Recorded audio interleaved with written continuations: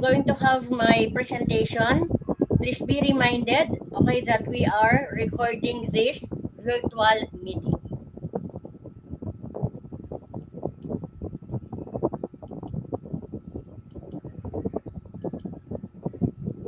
Okay, can you see now my presentation? Hello? Yes, ma'am. Okay. So, welcome to our first virtual English class. And this is grade 10 Akasha. Okay, so for this 19th day of October 2021. So once again, I am Ma'am Gerlie, your teacher in English. So have a good day and be able to give your full cooperation while we are having this virtual meeting. So to start with, we're going to have our opening prayer to be led by, is it Kathleen? Yes, ma'am.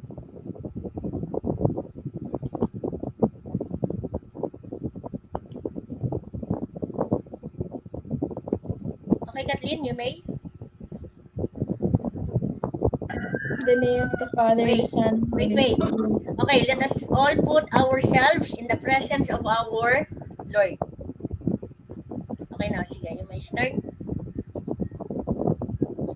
Kathleen. Wait lang po, ma'am.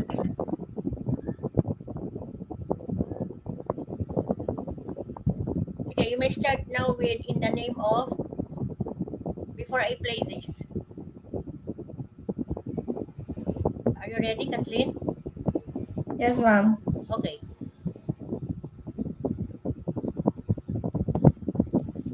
Sige, you may start now. In the name of, In the name of the Father, the Son, the Holy Spirit. Amen. ay, wait, I'm sorry.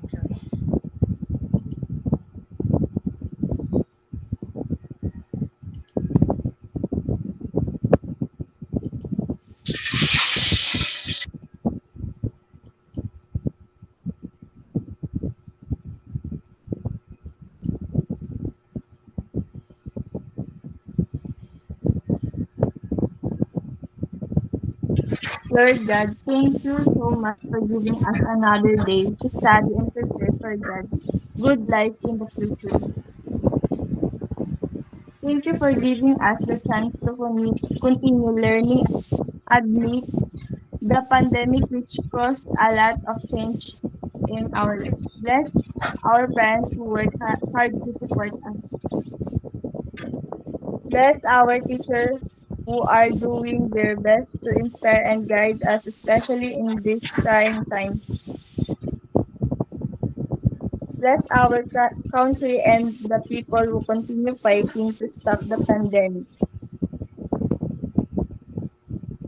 Lord, fill us with your wisdom, knowledge, and understanding. Give us many memories so that we might understand and remember what we are going to study now. This we pray in the name of Jesus Christ our Lord. Amen. In the name of the Father, the Son, the Holy Spirit. Amen. Okay, thank you, Kathleen, right? Yes, ma'am.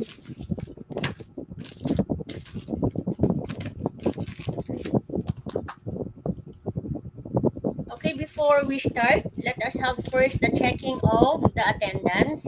So I request everyone, okay, to open their cameras, okay, for the screenshots of the attendance. Everyone, open your camera. It only takes seconds. Lindsay, Justin. Okay, so Justin, can you?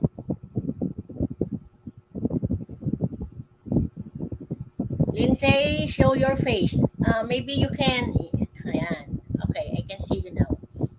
Para I will be able to identify you also even though we are having our distance learning. Okay?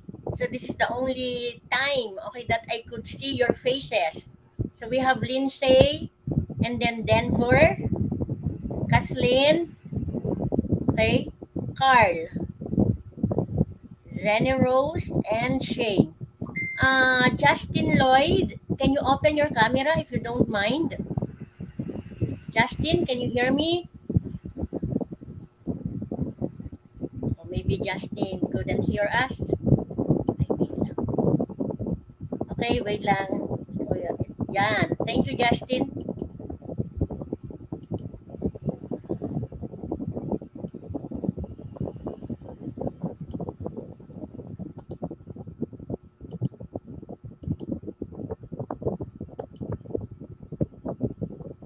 Okay?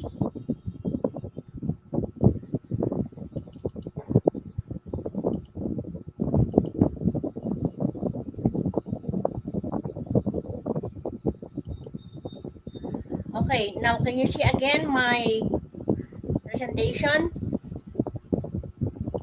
class? Hello? Can you see my presentation now? Opo. Yes. Okay.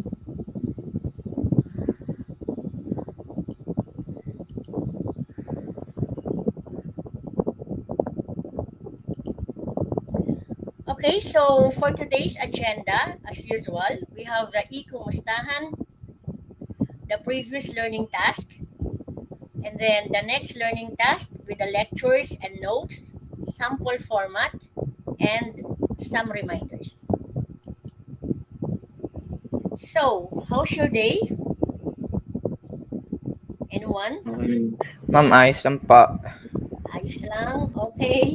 Um, as much as possible, if you can try, okay, speak English, even in a very simple way. Okay, so instead of saying ayos lang, okay, you may say we're fine. It's okay. What else? So everyone is okay today? Yes po. Okay, it's nice to know that everyone is okay despite our distance learning. How about your learning task? Do you have any difficulty in performing your task?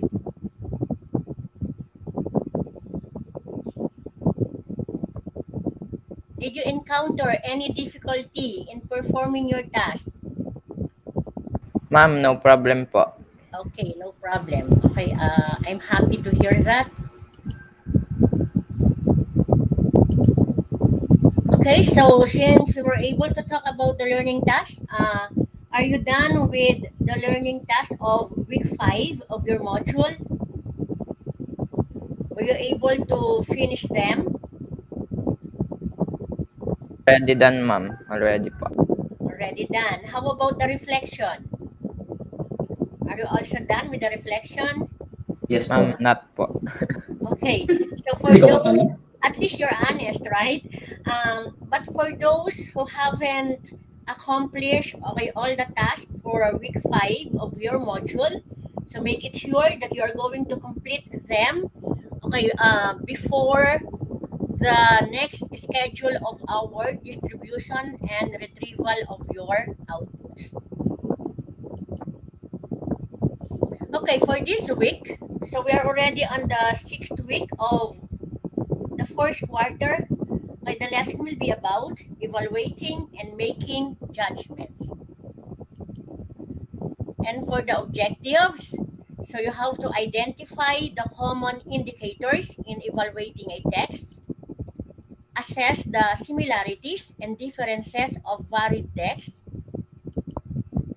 establish a sense of objectivity in evaluating a picture, text, and or performance using a set of criteria, and advocate objectivity in making judgments. Okay, so to start with, have you experienced evaluating or making judgments? Yes, ma'am. Yes. What do you usually evaluate or judge? Parang everybody has experience evaluating or making judgments. Okay? Especially if you don't like a work, you don't like something, or you don't like the person, but usually you judge them, right? So, my next question is, how did you evaluate or make judgments? So, if everyone was able to experience evaluating or making judgments, how did you do it? Based on the problems po. So, you did it based on the problems. Based on the problems you encountered with the person. Yes po. Okay. How about others? Any other idea? Ganun lang din po. Parehas lang po ng sabi. Okay, so the same. So you Same lang po. okay, so you consider the situation, you consider the given problem. Is that so? Yes po. Okay. So, when you are evaluating or making judgments, how would you consider yourself? Are you subjective or objective?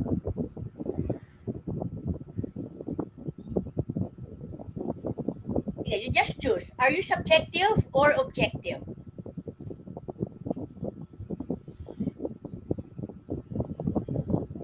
Kasi usually, this is the issue. Okay, if the person is going to judge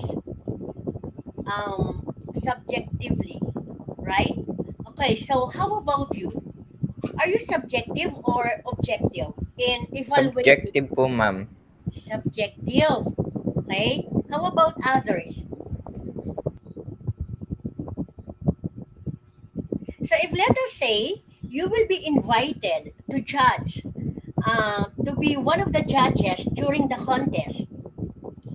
If one of the contestants is your best friend, are you saying that it is possible that your best friend or your friend will be given highest score just because he or she is your friend? Do you agree with me? Kasi if that is the case, then you are subjective. Do you understand now? You judge the person. Yes, ma'am. Okay, you judge the person based on your connection, okay, with that person. So if the person is your cousin, if the person is your best friend, it is possible that you're going to give good judgment, okay? Especially during the contest. So is that proper that you're going to make judgments subjectively? No, ma'am. No. So in short, I hope that you are going to learn, okay, to be objective. So it is very important in evaluating and making judgments to be objective. So what does it mean? So objectivity allows the evaluator, and this evaluator could be you. So if you will the one who's going to make judgment, who's going to evaluate, then you are the evaluator. Okay, the person who's going to assess something. So objectivity allows you to develop sound and fair judgment. So there will be good judgment because you do it objectively. Do you understand now? So the difference between being subjective and being objective. So if you are objective, even though one of the contestants is your best friend, you don't care because you are going to evaluate, okay, the performance. Do you understand, class? You're going to evaluate what is going to be presented, okay, by all the participants, and not because of your connection with one of the participants. So I repeat, when you are evaluating or making judgments, it is very important to observe objectivity. Any question regarding that? Hello? Hello? None. Okay. Now, so for your first learning task, so there is a picture in your module, right? So you will be asked to examine, okay? Um, and you are expected to establish a sense of objectivity in assessing the picture, okay, that you have in your module, and you are going to use a set of criteria. So now, so you are going to examine it and then be able to say something about the picture. And you are going to do it by answering some questions. Okay, so these questions are given in your module on page 28.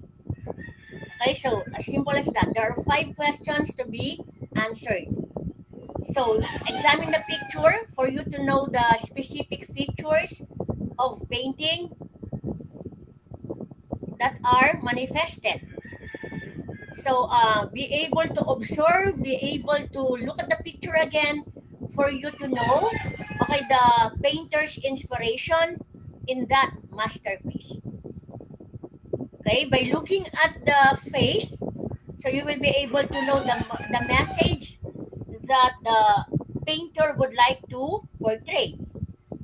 And then be able to give the positive points manifested in the picture. And for the last one, do you think the painter can still improve that picture? Okay, based on question number 1. Okay, let's try number 1. What are the specific features of the painting or the picture manifested? The color of the picture po, ma'am, is black and white. Okay, the color. So you are focusing on the color of the picture, which is black and white. Okay, so what else? So it depends on your observation. Okay, so do you have any question about learning task 1? Wala po. None. So for the next learning task, that will be on pages 28 to 29. This time, okay, we have the song which is entitled To Love Again. So I hope you are handling now your module. Okay, so look at your module. So you have the copy of the song which is entitled To Love Again. So what are you going to do? Okay, there have been a number of renditions of that song. So one from Vanya Castor and another one by Daryl Ong. So you're going to listen to their renditions, okay? And then be able to assess or evaluate their similarities and differences. And again, you're going to use the questions given in your module. Okay? So you have number 1, you are asked to give the differences between the two in terms of expressing emotions portrayed in the song. So that will be your focus in number 1. While in number 2, again, okay, you are going to give their, you're going to identify the one who is, which is more relevant and charismatic. Okay? And then in number 3, who do you think has better vocal quality and voice range? And in number 4, okay, which rendition portrays better intonation, diction, and enunciation? So you have to listen very well to how they render the song. And this is the copy of the song, and that is in your module, To Love Again. So you have the lyrics there, but you have to listen to their renditions, okay, for you to evaluate the two renditions of the two singers. And then this time you have this. So now, what is necessary in making judgments? If you are going to make judgments, what do you think is necessary? What do you have to consider when you are evaluating or making judgments? Parang just like when we are evaluating or assessing your performance task, what do we usually use? Do you have any idea?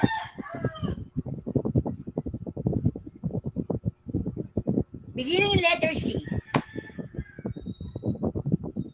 When you are judging, okay, what is necessary in making judgment or in evaluating? Are you watching some of the contests on TV? What do they use when they are having their contest? Beginning in letter C. Anyone? Ma'am, Yes? di ko po sure kung tama.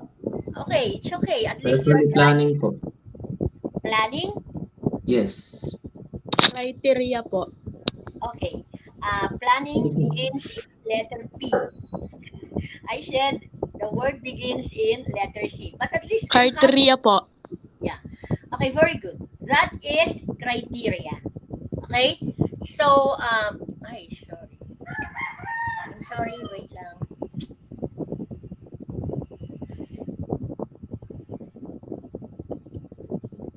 Okay. So, we have the criteria. Okay? So, remember, class, okay, when you are going to evaluate, to assess, okay, to make judgments, okay, over the work of someone, or maybe the literary text, the listening text, isn't it? The reading text, okay, if you will be asked, okay, to evaluate it, you should have the criteria. And when you say criteria, they are the set of standards or the principles that you are going to consider in judging a particular work or output or the performance itself. So they may vary depending on what is going to be judged or evaluated. So of course, there will be different criteria. The criteria will in evaluating a song will be different from the criteria that you are going to use in evaluating a dance. Kasi for the dance, maybe you are going to consider the body movement, right? But for the song, you're going to consider the vocal quality. I mean, those are just examples of the criteria that you may consider. Okay, so just like in your performance task, the teachers usually use the rubrics. We will not just look at the ceiling and then, this is 90. Just because your work has full of artwork. No, we have to consider also the content. Kasi it is possible that you are very creative. Okay, there is a lot of artwork, but the content is incomplete. So there will be criteria in evaluating or assessing a text. Do you have any question? And None po. for you to be objective, okay, you have to consider the criteria.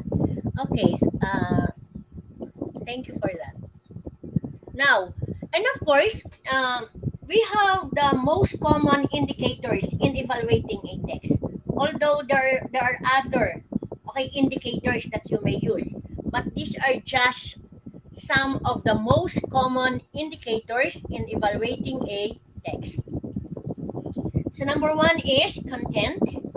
Okay, so what is a content? May I request someone to read? Content refers to the idea, concept, focus, or details of the subject matter as discussed in text. Okay. So when you're going to evaluate the text, be able to consider the content. What is there? What is the text all about? Do you think the text has enough details? Okay, do you think it has informative part, or do you think it has enough details for you to understand the subject being presented in the text? So that is the content. So just like in your performance task, we also evaluate the content. What is written there in your performance task? Did you really answer all the questions? Okay, so have you all answered all the questions given in that particular learning task? If let us say there are 5, but you only answer number 1, so the content is not complete. Okay, so that will be one of the common indicators. Another one is cohesion. Okay, can you read what cohesion is? Ma'am, I hope there will be different students. Okay, sige, go. cohesion po nito.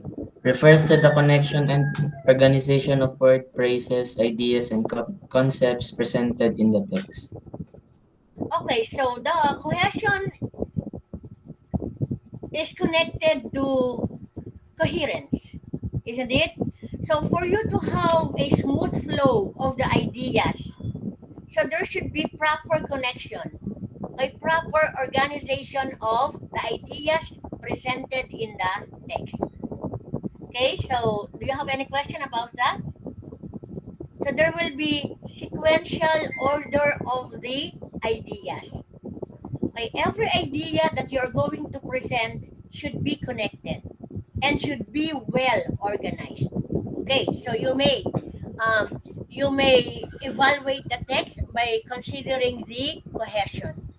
Okay, how about the third one? So grammar can be also considered in evaluating or making judgments. Okay, so how about grammar? Can you read now? Ma'am, Yes. grammar deals with fluency and accuracy in terms of language structure and facility. Okay. So now, when you say grammar class, so you may consider, maybe you may consider the subject-verb agreement, okay, the consistency of the tenses of the verb. Do you think there is the correct usage of the adjectives? Should it be in the positive degree, or in the comparative degree, or in the superlative degree? So in short, grammar has something to do with the different parts of speech. And of course, from elementary, right? Okay, to junior high school. Okay, you always have lessons on grammar, isn't it? You have been taught on how to use the tenses correctly. You have been taught on how to use the adjectives, the adverbs, the prepositions, isn't it? The prepositions properly. Okay, so that will be about grammar. And then the next one is mechanics. Okay, can you have now?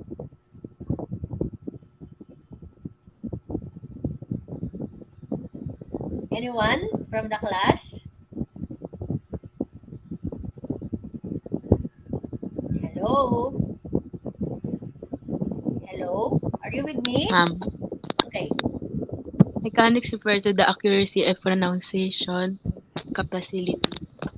Facilitation po. Okay, so that is not pronunciation. Okay, accuracy in punctuations. Sorry po. And, yeah, okay lang. And capitalization. Okay, so now you have to evaluate the text. Do you think the author has used correct punctuation marks?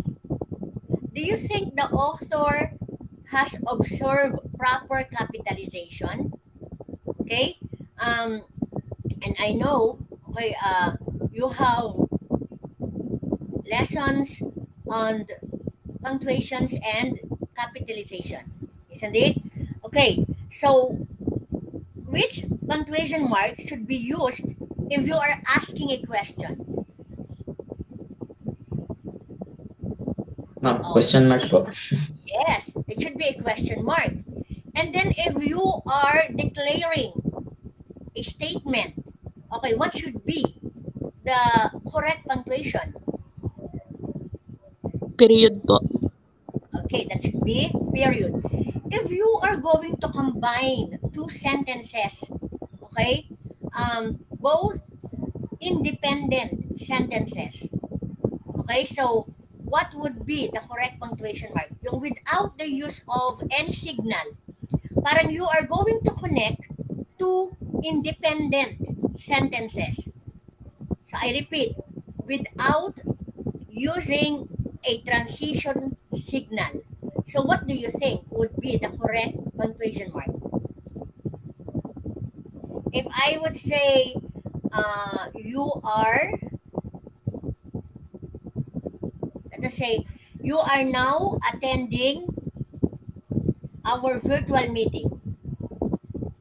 You are you are listening or participating attentively. So if I'm going to combine the two sentences without the use of transition signal, what punctuation mark should be used to combine the two sentences? Comma po, ma'am. Is it comma? Okay, it should be semicolon.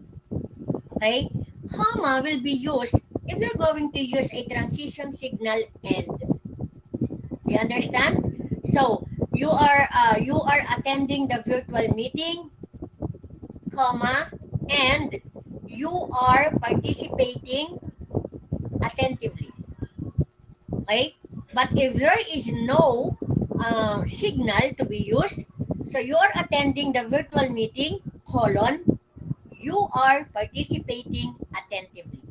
Okay, so if there will be two sentences, two independent sentences that you are going to combine, then the correct punctuation mark should be semicolon. Okay? How about capitalization? What should be capitalized? In writing, what should be capitalized? Kasi when you're speaking, you're not going to say naman, Manila, it should be capitalized, di ba? So usually, you are going to consider the capitalization when you are evaluating a writing or a reading text, right? I'm sorry. Okay, so, do you have any idea about proper capitalization? What should be capitalized? First letter po ng ano. First letter of? The No. sentence. Yes. Oh, yes, that's correct. The first letter of the word of the sentence. It should always be capitalized. The pronoun I should always be capitalized. Although, when I am reading some of the posts, okay, from the FB, okay, what else? Online, isn't it? Usually they use a small letter for the pronoun I. But, okay, it should be always capitalized. And of course, the proper nouns, diba?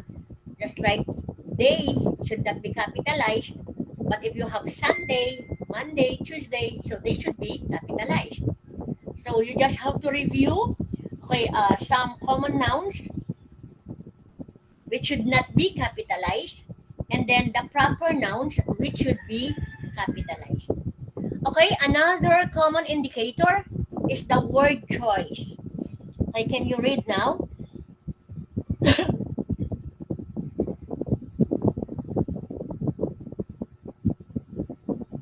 I'm waiting. Anyone from the class? Hello?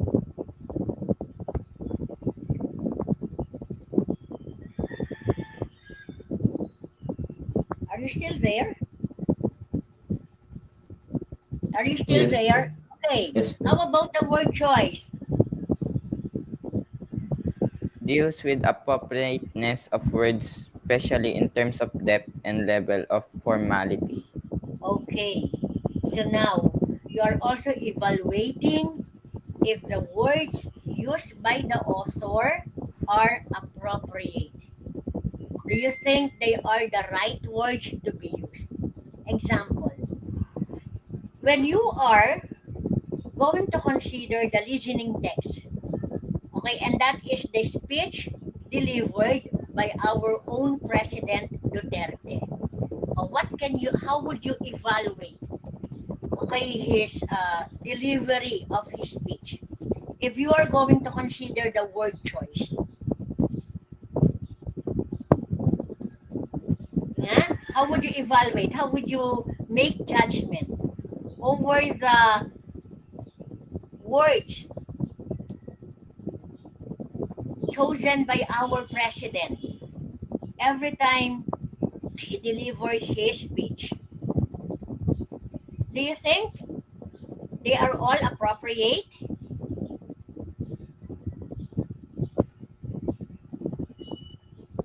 Hello? Do you think they are all appropriate?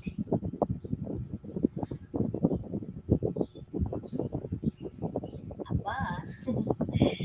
Hello, class.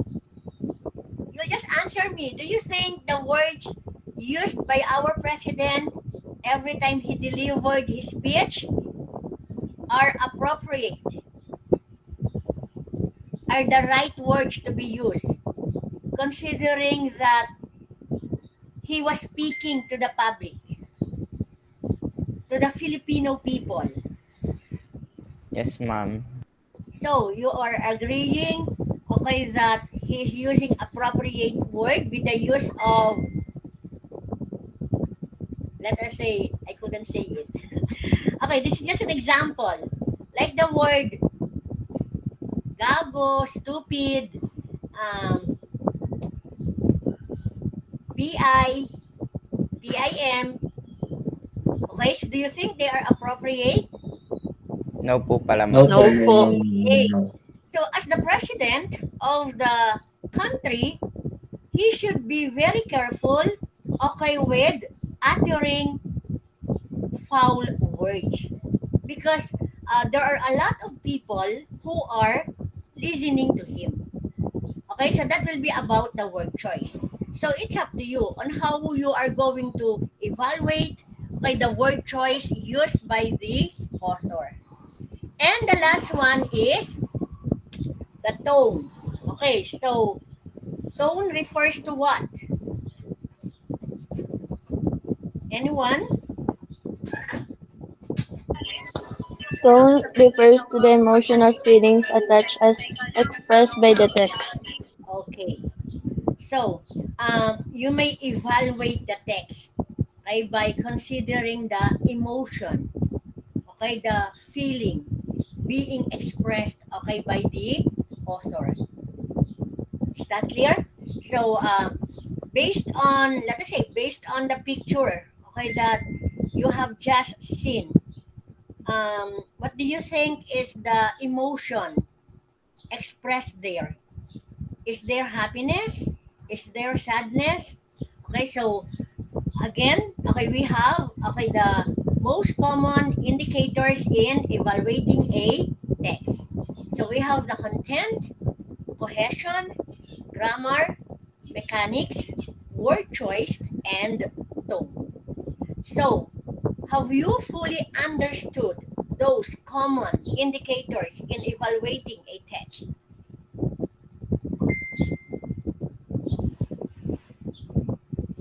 Have you fully understood? You will just answer me yes or no. Hello. Yes po. Okay. So it's nice to hear something from you. Okay, let us have now. So let us try this. Okay, we have an example of a letter. Okay. Now try to observe, or maybe you can spot the mistakes. Okay? So let us try to evaluate or judge this letter. Can you read the first paragraph? Is Kathleen still here? Yes, ma'am. Okay, can you read the first paragraph, Kathleen? Yes po. I have the list of your names because I couldn't see it on the screen. Okay, Kathleen. Ma'am, babasahin ko na po. Yes, the first paragraph. Ma'am, kasama po yung to Dan. Sige. To Dan. Hey Dan, how is you? I'm really good. I'm enjoying London. It's a very interested city. There are so much to do. What have you doing? Do you have some news for me? Okay. So now let us consider the first paragraph. Okay. Do you think it is well written? No po, Hindi ma'am. po. Okay. Oh, Why? po. Is there something wrong with what? With Grammar what po. Yung pong So, how grammar. So Oh, yes. Okay. So that should be what? Okay. So number one Ma'am. is here. Yes. How are you? how are you po dapat yung how is you. Yes, that's correct.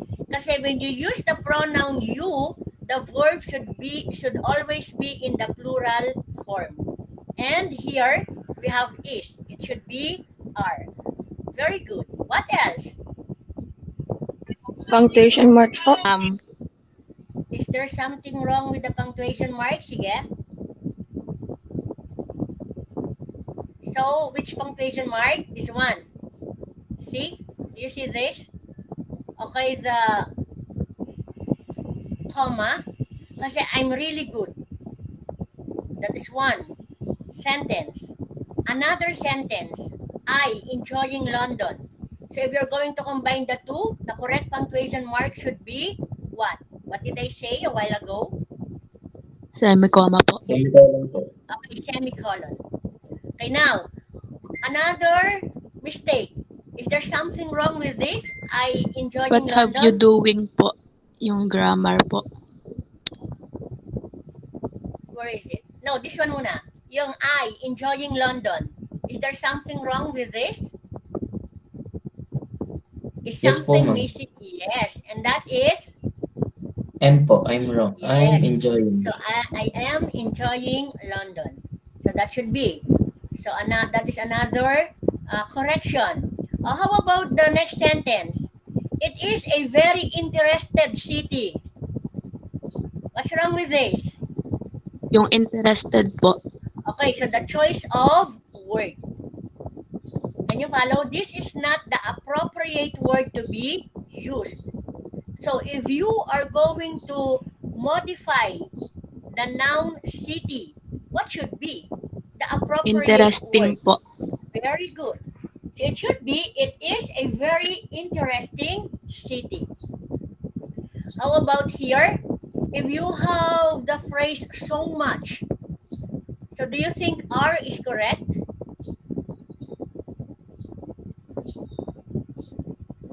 It should be is. There is so much to do. So if it is uncountable, then you have to use the singular form. It should be is. How about this one? What have you doing? What is missing here?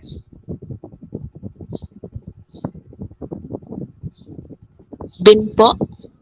Okay, what have you been doing? And then how about the last sentence? What's wrong? Do you think some is the appropriate word? Do you have some news for me?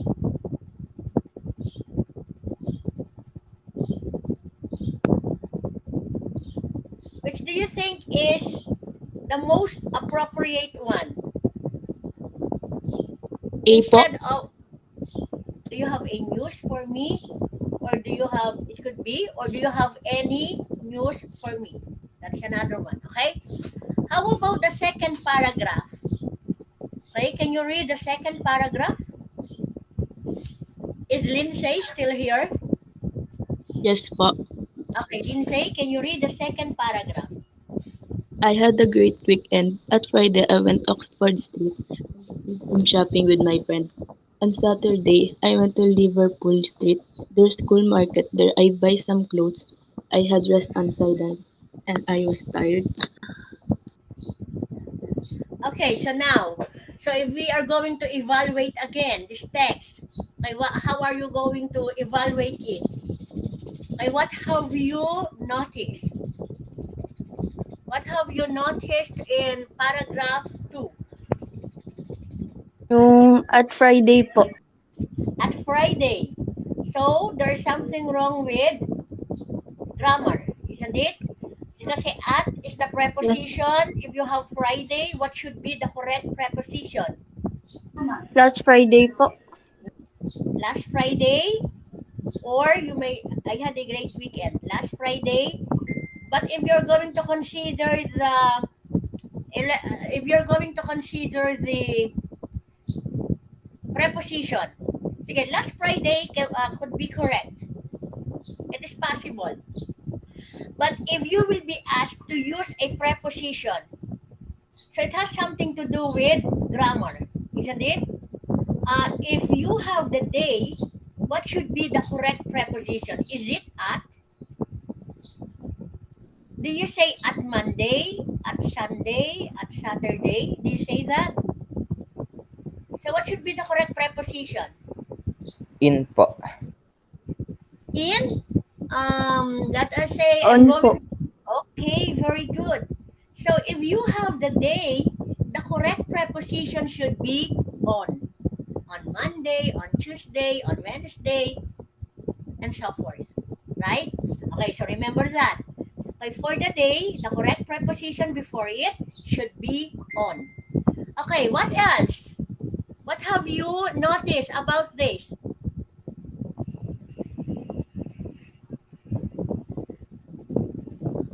Sige nga, can you still spot?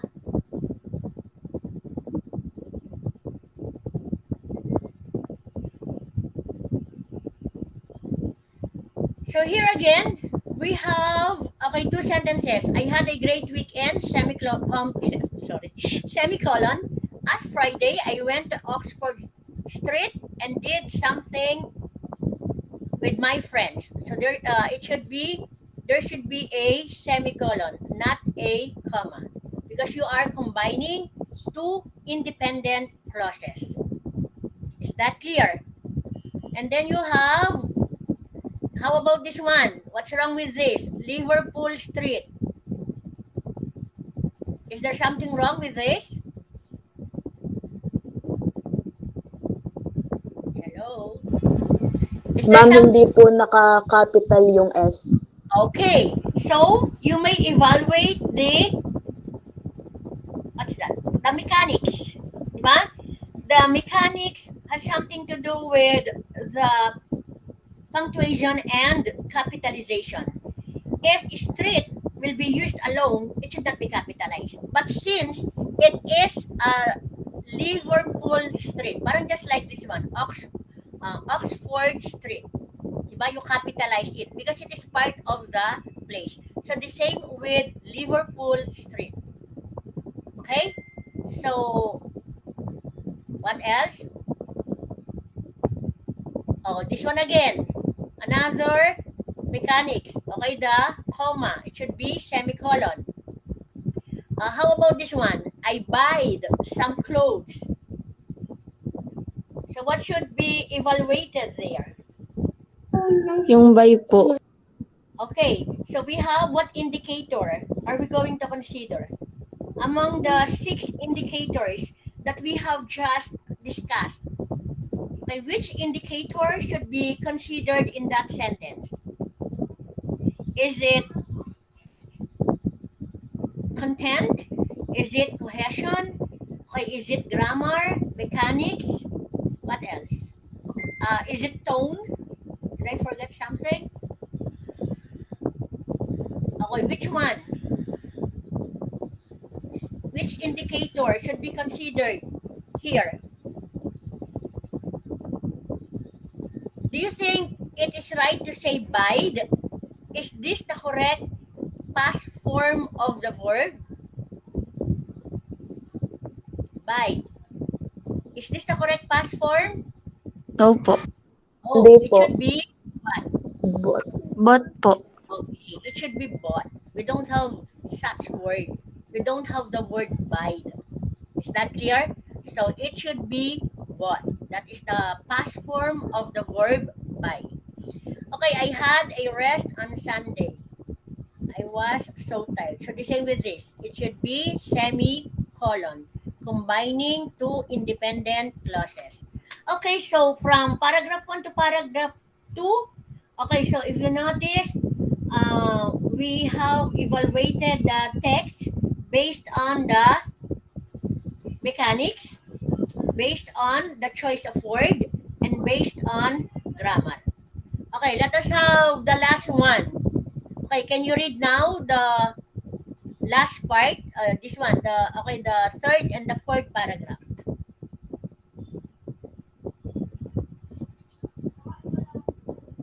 Hello.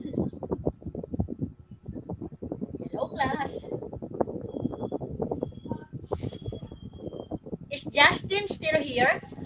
Justin. Justin, are you there? Justin, can you hear me? How about Shane? Hello? Ma'am, nawalan daw po ang load si Shane. Ah, how about Justin Lloyd? Ma'am, di po alam. What do you mean by hindi ko po alam? Basahin mo. Let's read this one, the third paragraph. You have to come. You have to come and visit me soon. You will loving London. I will show you all of the sights. Big Ben, the London Eye, and best of all, the pubs. There is a lot of great pubs here in London. Okay, and then anyway, I have to go now. Right back soon. Okay, so best wishes, David. Okay, so let us have this paragraph. So what do you think is the indicator, or what do you think are the indicators that we have to consider in evaluating this part?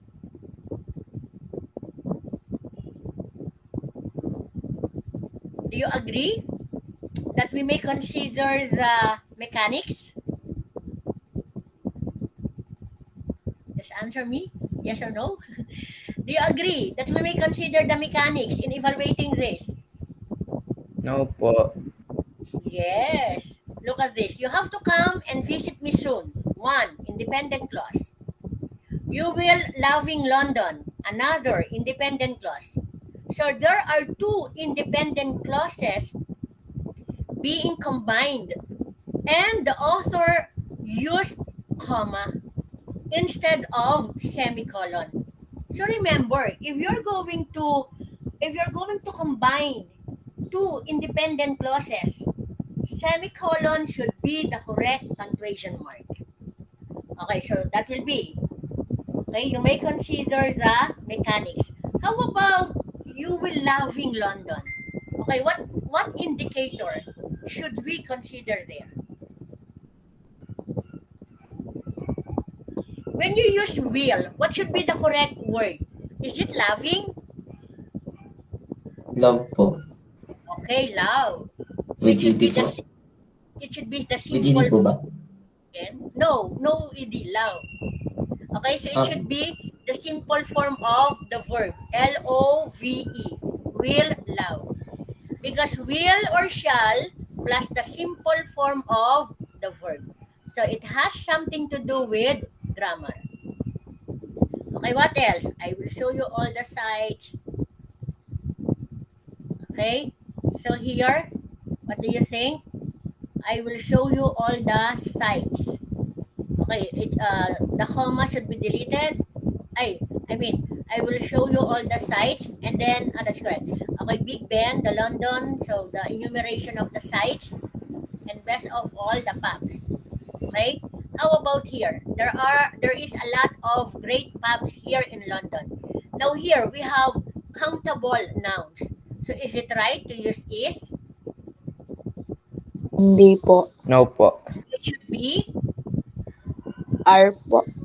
Okay, very good. So it has something to do with the subject-verb agreement. So therefore, it is about grammar. Okay? So, do you have any question? How about this? Best wishes. Is it right? Yes. Okay, only the first word should be capitalized. Parang when you are writing yours truly, respectfully yours, so the first letter of the closing, okay, should be capitalized. So when you are saying lovingly yours, lovingly should be capitalized, but yours should not be capitalized. And the correct punctuation mark is comma. So if you are going to evaluate that, so you may say, okay, the letter written by Dan,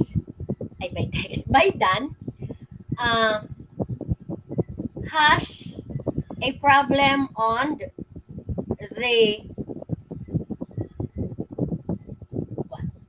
the grammar, the choice of word or the word choice. What else? Mechanics. Does you understand? So, and mechanics. I guess those are, okay, the indicators that we consider in evaluating this text. So, do you have any question now? So, this is an example of a writing text, okay, or reading text. Okay, and as what I said, we may evaluate by considering some criteria. And in evaluating this, we consider the common indicators. So do you have any question about evaluating and making judgments? Do you have any question now?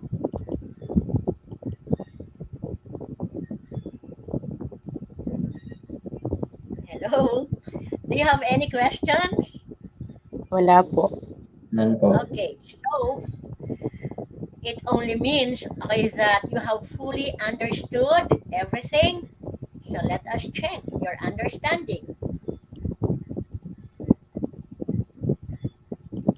So you're going to read and understand each item carefully before choosing your final answer.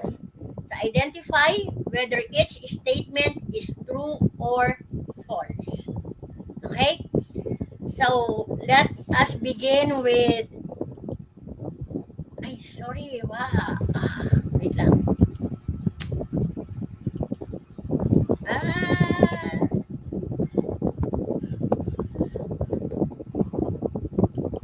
Sorry ha. Okay, let us have number 1. Denver, are you still there? Yes po, ma'am. Denver, can you read number 1? Cohesion refers to the idea, concept, focus, or details of the subject matter as discussed in text. Okay, so is it true or false? False po. Okay, that is correct. What makes it false? Which refers to the idea, to the concept. Content po. Okay, very good. Okay, so that is false because the one that refers to the idea, concept, focus, or details of the subject matter as discussed in the text is content, not cohesion. Okay, how about number 2? Carl. Carl? Personal feelings are attached from the act of judgment. Okay, is it true or false? Po- What? False po yata. False po yata. I want you to Yata make po. it, I want you to be sure. No yata.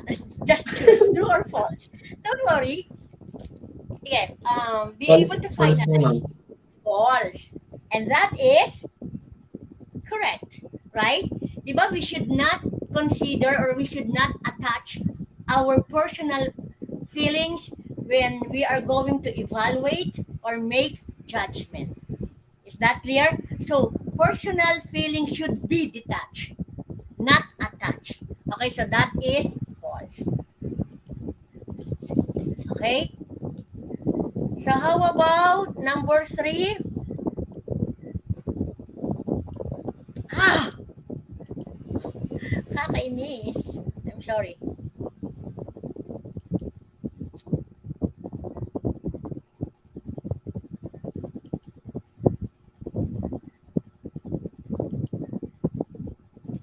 Okay, let us have number 3. Zenny Rose, are you still there? Yes po, ma'am. Okay, can you read number 3? The most common indicators in evaluating a text include content, cohesion, grammar, mechanics, word choice, and tone. Okay. Is it true or false? True po. Okay. Diba we have just discussed it. Okay, that the most common indicators are content, cohesion, grammar, mechanics, word choice, and tone. So that is true. How about number 4? Kathleen?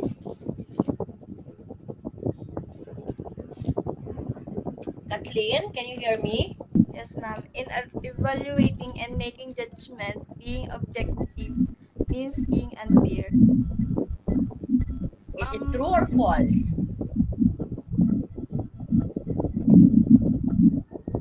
True po. Is that your final answer? Yes, ma'am.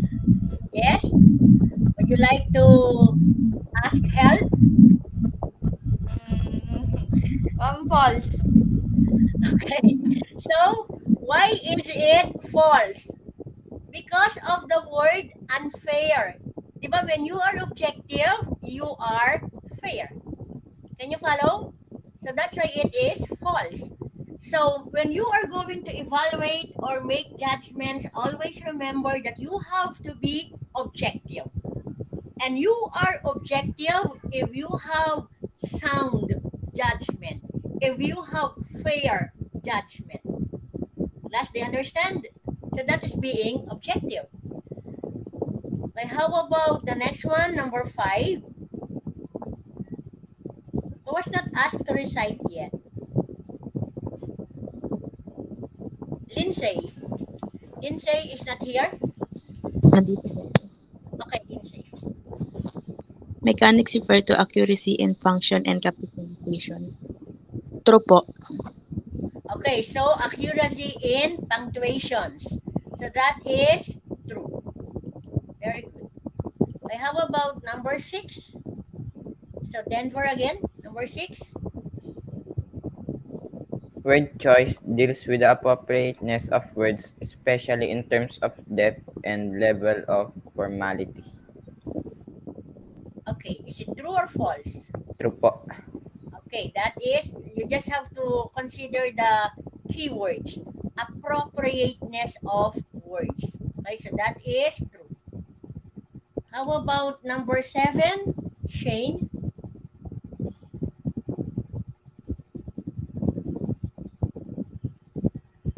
Number 7, Shane? Ma'am, si Wala Shane po po, dito, walang ma'am. load. Wala po. Naubusan po ng load. Okay, Justin?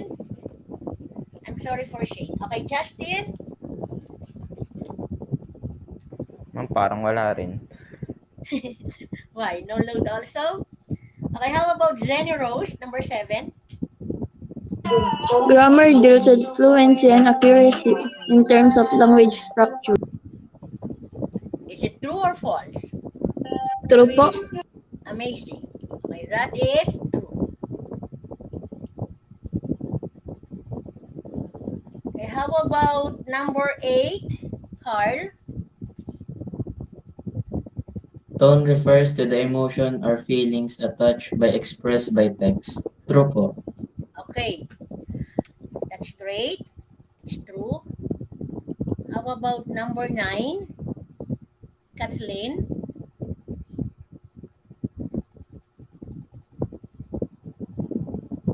Kathleen, are you still there? Yes, ma'am. Okay, number 9. In making judgment, it is necessary that evaluators form the sense of subjectivity.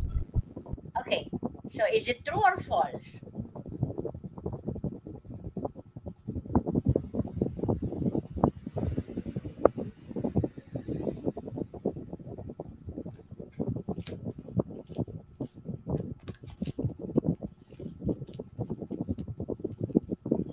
Is it true or false?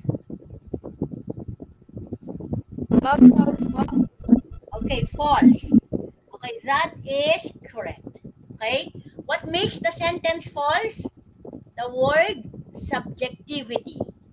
Okay, so it should be objectivity. Is that clear? Okay, the last one, we have number 10.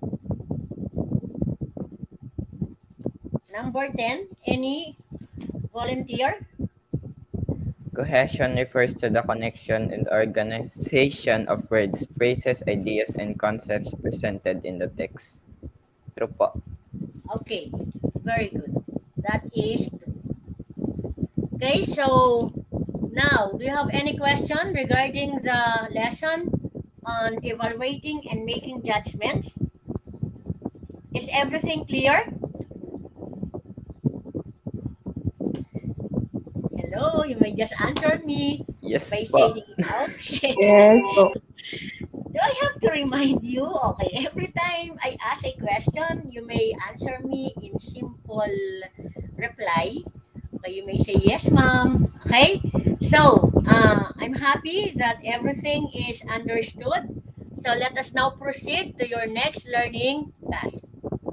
For learning task 3, so that will be on page 30. So you have the poem, okay, written by Jose Lavilla Tierra. So what are you going to do? You're going to read and examine it. And then you're going to answer the questions that follow. So again, in your module, it is write your answers in your notebook. No. Okay? No notebook will be used. So you will just write your answers on your paper. So this is the copy of the poem and you have it in your module. Okay, it is much clearer than this. So I just want to show it. Now, this is the poem that you are going to read and examine. And this is Ballad of a Mother's Heart. Okay? And then after, okay, reading the text and examining, okay, this reading text, you are going to answer the 4 questions. Okay, so you have number 1. Okay, you are going to identify the significant characteristics of a mother described in the poem. And then you are going to identify also how the mother's heart is measured. And then in number 3, okay, you're going to relate the context of the poem to your own mother. And number 4, okay, what do you think is the reason why Lavilla Sierra entitled his work as such? So, if you're going to consider these questions, okay, what indicator are we considering? What indicator of evaluating a text? Tone po.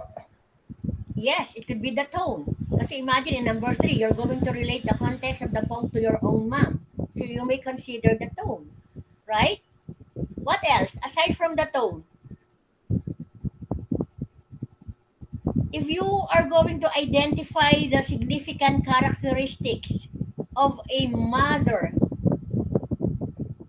as Content po. okay, the content. That's correct. Right?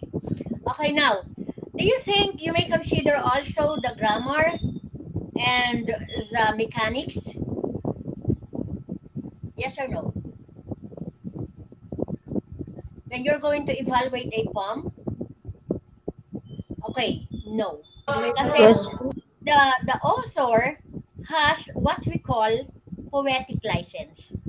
Okay?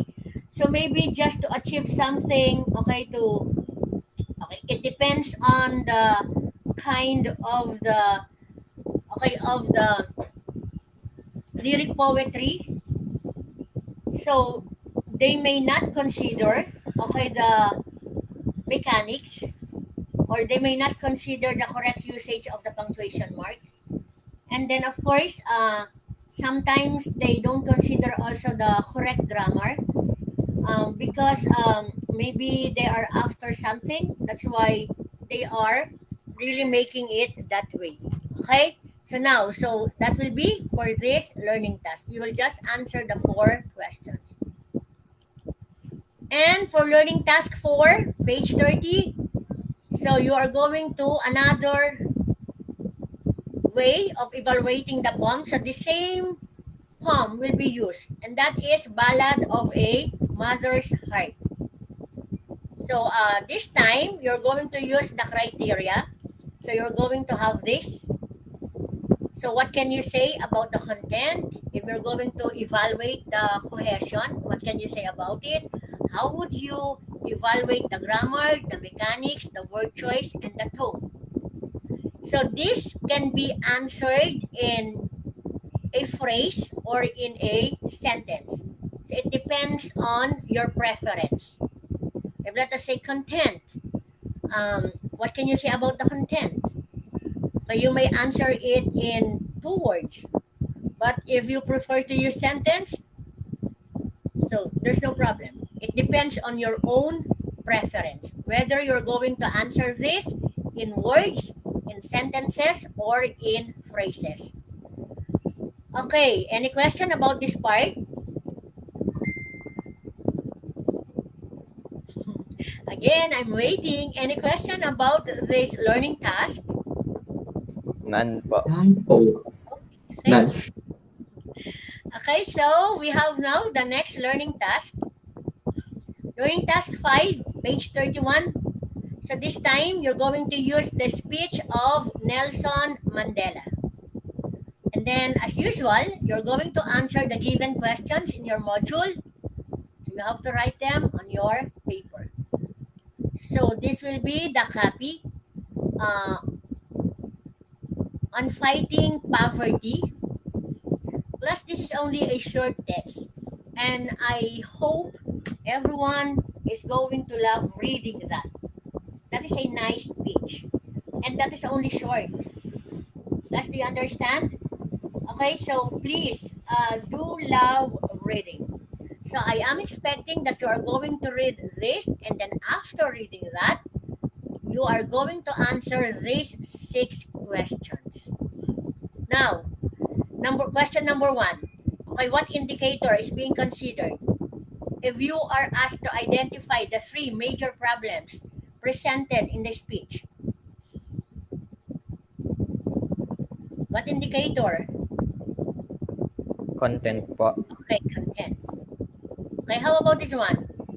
How about number 2? What indicator is considered?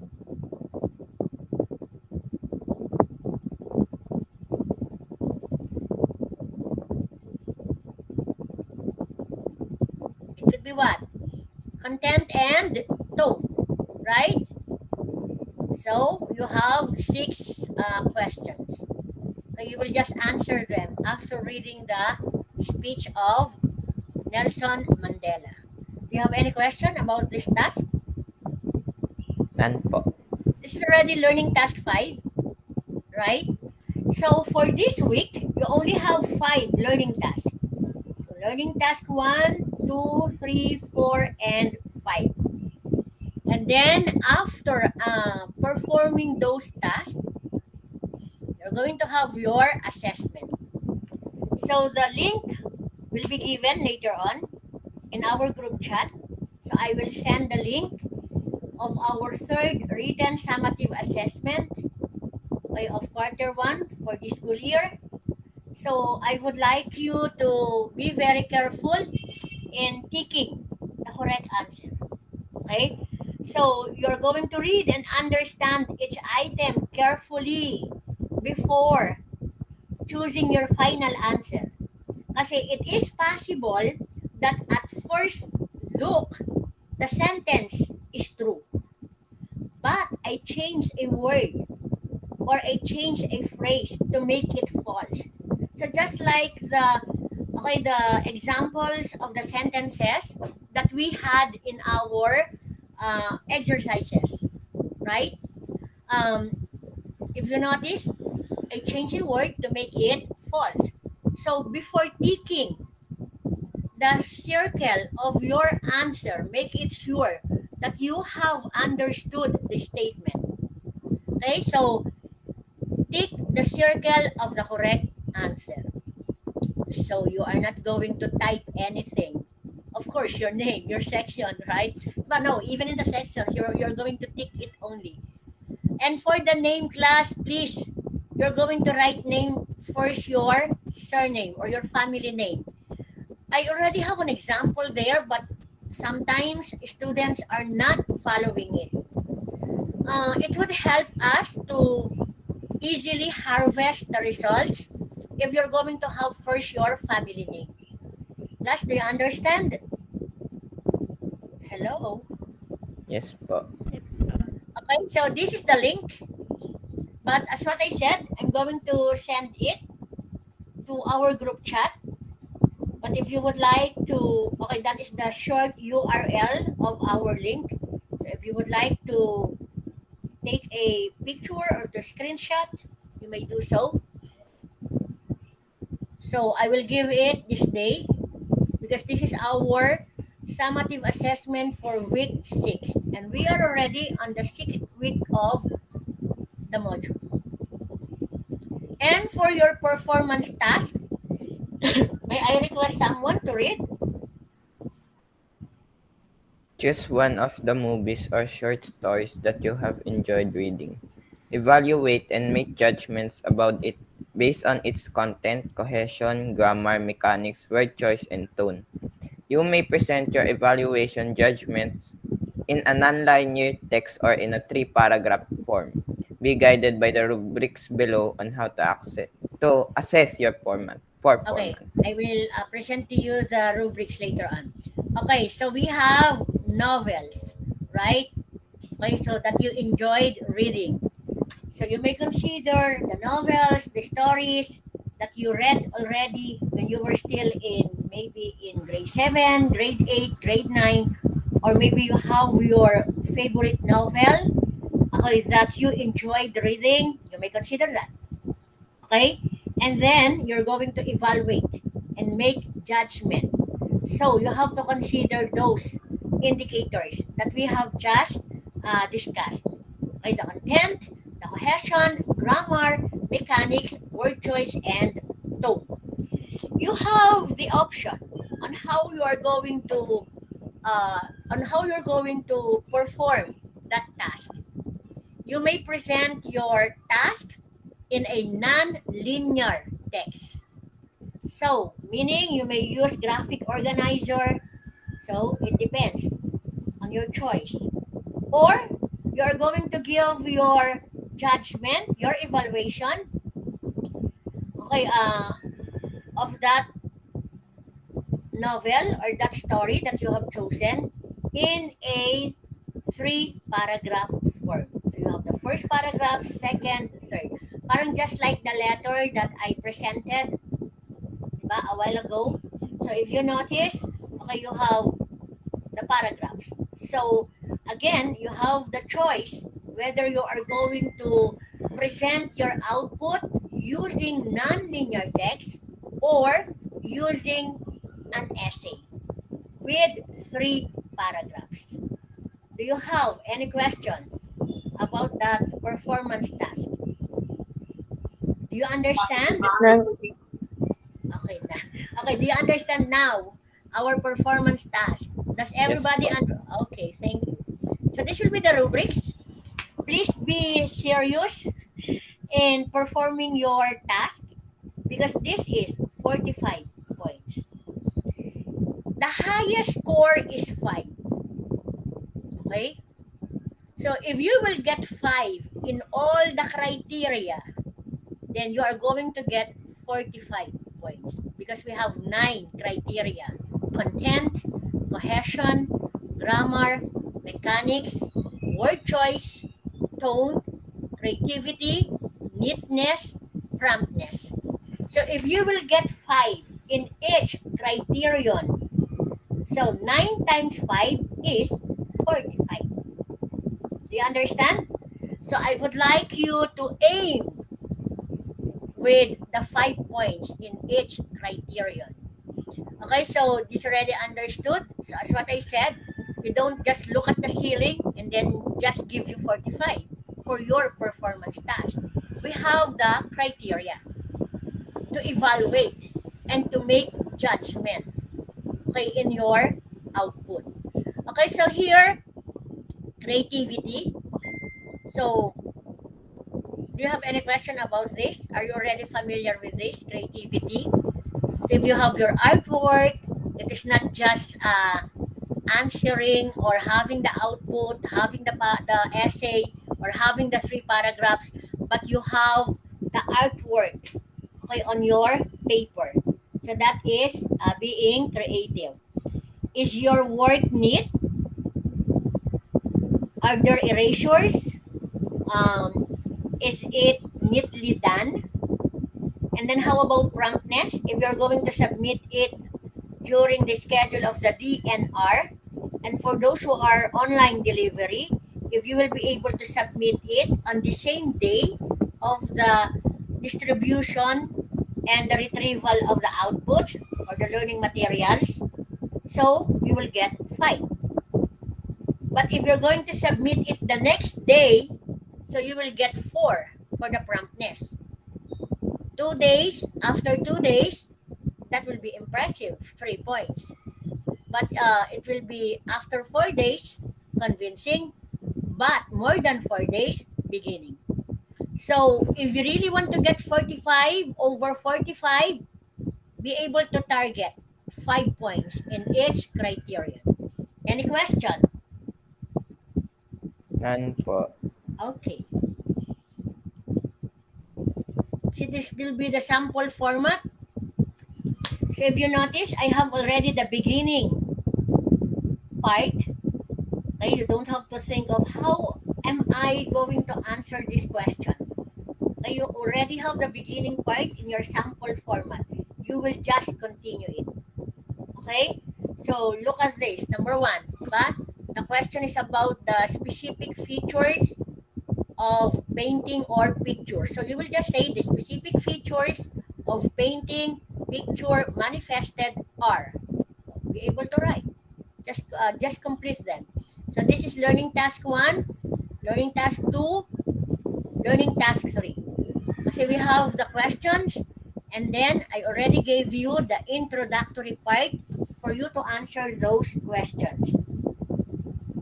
Okay, now, it does not necessarily mean that you are going to pass it online. For those who are going to use the intermediate path, just follow the format. Okay, so it will be easy for me to check that. For those who are going to pass it online, be able to have the Word file. I'm going to send it to you. Okay, and then you may download it, okay, for you to use it. And then just upload it to our Google Drive. Okay, so this is the second page of the sample format. So learning task 4, you already have the table. And then for learning task 5, as usual, but there will be introductory part for each question. So is this clear already? Yes po. Okay. So, since everything has just been discussed, so these are my reminders. I'm always telling you this, but to be honest, no one is asking question through our group chat. Okay, I'm very willing to entertain your questions, whatever it is, as long as it is related to our lesson. But if you have personal issues, you may message me personally. Okay? So now, do not hesitate to ask questions, especially if you have to clarify something. Submit all your requirements on October 27. That is the schedule of the DNR. But if there will be changes, you will just be informed by your advisor or maybe by me through our group chat. So use proper color coding for English 10. Again, what is our color? Yellow po. Yellow. Kasi last time, I was assigned during the DNR and I was able to see 3 parents who had the difficulty in placing the outputs in the tray. Why? Kasi there is no color coding. Okay? The mother had to read the subject, especially with your summative assessment. The font size is very small. Then I had to help them just to read the subject. Okay, so please don't forget to use the proper color coding. And then of course, for all your outputs, always ask your parents to sign over their printed names. Last the day. Okay, so that's it. Continue enjoy learning amidst this pandemic with a sense of responsibility. You may ask help. Okay, you may ask for the support of your para teacher or maybe your sibling, your parent, but make it sure that you are the ones who are going to perform the task. Okay, do you have any question? None po. None po. Okay, so I'm very happy to be with you. Thank you for your participation. Always stay healthy, helpful, calm, blessed. Okay, so good day, everyone. And then just continue your work. So if there is no more question, you may now exit the Google Meet. Thank you po, ma'am. Good day po. Thank you also. Thank you po. Thank you. Thank you po, ma'am. Hindi po ako